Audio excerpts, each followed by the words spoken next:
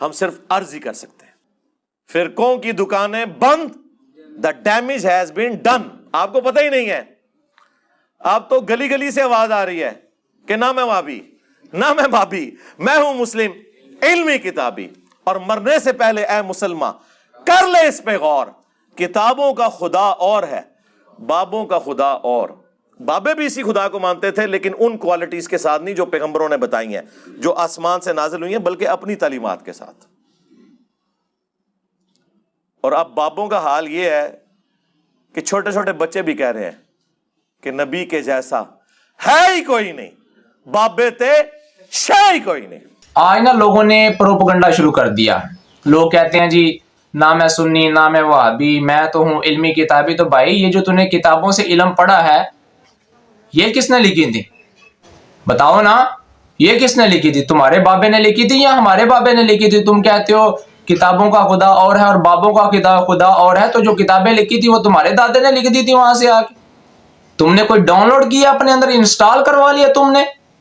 تم حکومت کے اندر جو ہے تفرقہ پھیلانے کے اندر شیر بن گئے. کہاں سے لی ہیں تم نے کتابیں؟ امام بخاری ہمارے بابے ہیں یا تمہارے بابے ہیں؟ 3 لاکھ حدیثیں آتی امام بخاری علیہ رحمہ کو, 3 لاکھ. اور تم جناب انہی کی کتابیں پڑھ کے پھر انہی کے خلاف بولتے ہو اور دوسرے بزرگان دین کے خلاف بولتے ہو تمہارے بابے تمہارے بابے تمہارے بابے. یعنی تم گھر کے اندر بھی پھر اس طرح ہی بولتے ہو کہ چھوٹے ہوتے. اور انجینئر تو ویسے بھی لوگ سائنسدان بھی کہتے ہیں کہ انجینئر آدھا پاگل ہوتا ہے, آدھا انجینئر پاگل ہوتا ہے. اور یہ تو بن بھی پھر گیا علمی اعتبار سے. تم خود تو پاگل ہو تو بھائی دوسروں کو تو نہ بناؤ.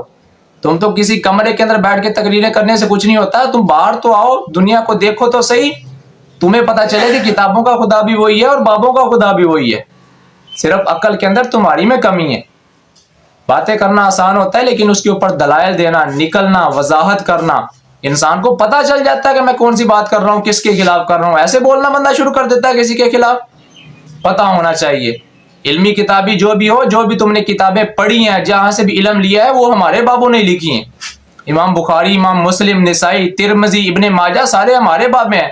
تمہارے دادے کی جو کتابیں لکھی ہیں وہ تو ملتی نہیں ہیں, مکتبے والے دیتے ہی نہیں ہیں. دینے سے پہلے پوچھتے ہیں سنی ہے یا وہابی ہے, سنی ہے یا وہابی ہے. تم کہتے ہو کہ نہ میں سنی نہ میں وہابی, میں تو علمی کتابی ہوں. تو یہ جو کتابیں لکھی ہیں یہ سنیوں نے لکھی ہیں, وہابیوں نے لکھی ہیں, یا پھر کوئی نئے فرقے والوں سے لکھوا کے لائے ہو تم؟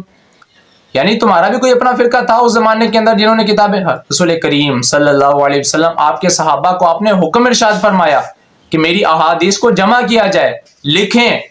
تو انہوں نے احادیث مبارکہ لکھیں اور ہم تک منسوب ہوئیں.